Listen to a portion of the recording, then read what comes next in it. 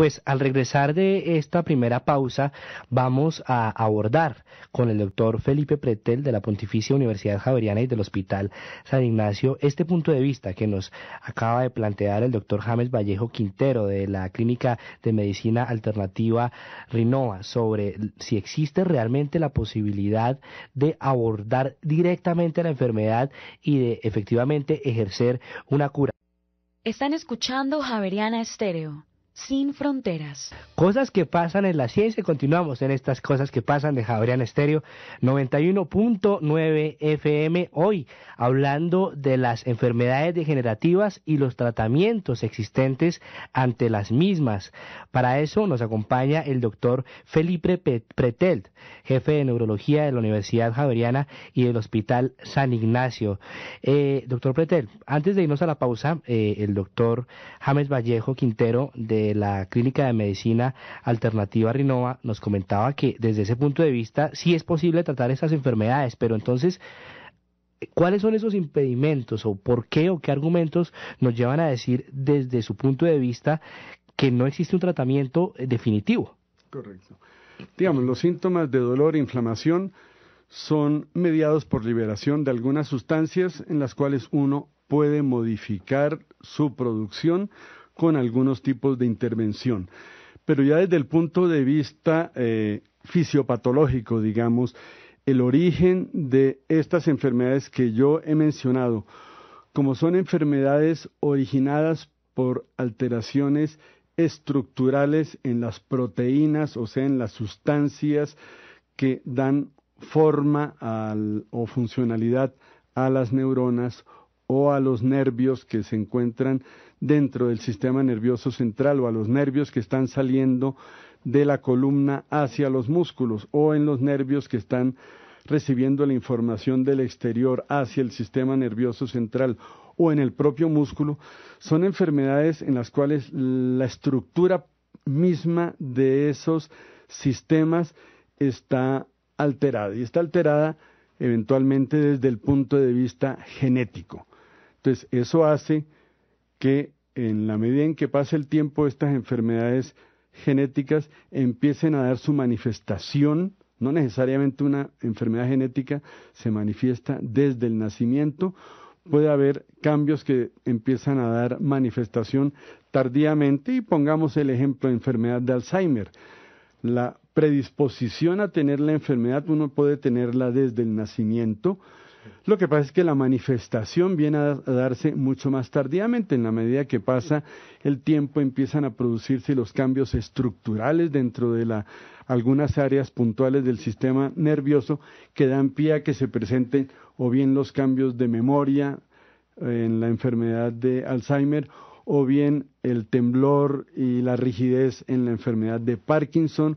o exceso de movimiento en otras manifestaciones del sistema nervioso, la corea de Huntington, etcétera. Entonces son anormalidades muy propias en la formación, en la conformación de estos sistemas neuronales. Estos sistemas neuronales, proteínas, receptores, etcétera, en este instante no se pueden modificar esa estructura, digamos. Se están haciendo estudios porque todos estamos deseosos de que la enfermedad de Alzheimer se pueda curar, todos estamos deseando que la enfermedad de Parkinson se pueda curar, que la corea de Huntington se pueda curar, que la esclerosis lateral amiotrófica se pueda curar, que la esclerosis múltiple se pueda curar, pero la realidad es que todo ese número de enfermedades hoy no tienen cura porque no hay la forma de poder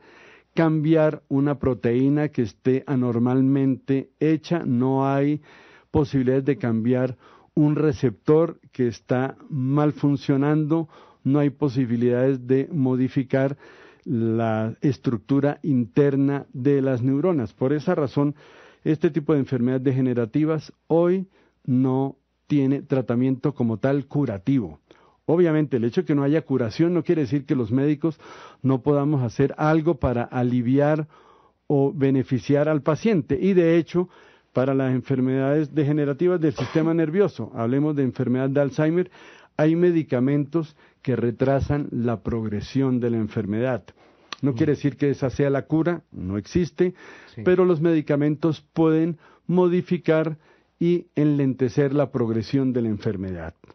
Entonces, es un aspecto, es incurable, pero es tratable, es modificable con tratamiento, y ya en un futuro, obviamente, cada vez está habiendo más investigación, seguramente van a aparecer medicamentos mucho más específicos, y de hecho, en Alzheimer, por ejemplo, se están ensayando vacunas que puedan modificar la estructura anormal de las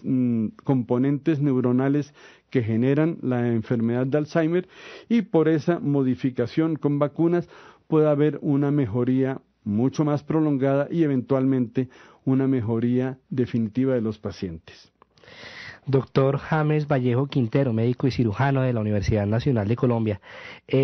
para enriquecer un poco el contexto de nuestros oyentes sobre este tema, pues retomemos su punto de vista desde la medicina integrativa. Y por eso quisiera que por favor le ofreciéramos a nuestros oyentes una definición de qué es la medicina integrativa, en qué consiste y cuáles son los recursos que se utilizan ahí. La medicina integrativa nace a partir de la medicina alternativa, pero basada en la evidencia. Es decir, nosotros utilizamos arsenal terapéutico que evidencialmente esté confirmado, o por lo menos hayan estudios que demuestren que de esta forma encontramos una respuesta terapéutica acertada. La diferencia entre la medicina integrativa y hablar de medicina alternativa como tal es que la medicina alternativa son varios elementos que surgen a partir de unos estudios específicos como la homeopatía, la bioenergética y otro tipo de ciencias que son muy individualistas, ¿no? Mientras que la medicina integrativa engloba prácticamente la patología del ser humano desde el plano psiconeuroendocrinoinmunológico, que eso compromete la psicología, el sistema inmunológico, la parte endocrina y la parte inmunológica para lograr establecer un origen específico de la enfermedad y poder abordar de una forma acertada la patología existente y darle un tratamiento efectivo. Pues cuando usted compartía esta información sobre las enfermedades degenerativas con nosotros, pues en el comunicado y en esta información, al momento de leer sobre el punto de vista en el cual usted trata ese tipo de enfermedades,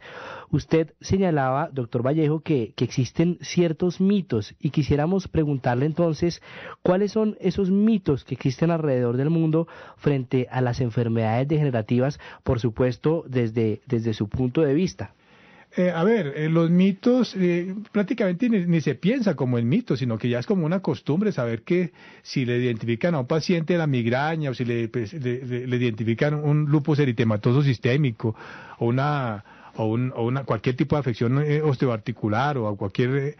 problema que tenga que ver con el sistema inmunológico, es algo con lo que se tiene que convivir, y ese es el que llamamos nosotros mito, pero es algo que la gente tiene como costumbre aceptarlo, pero realmente no es una realidad.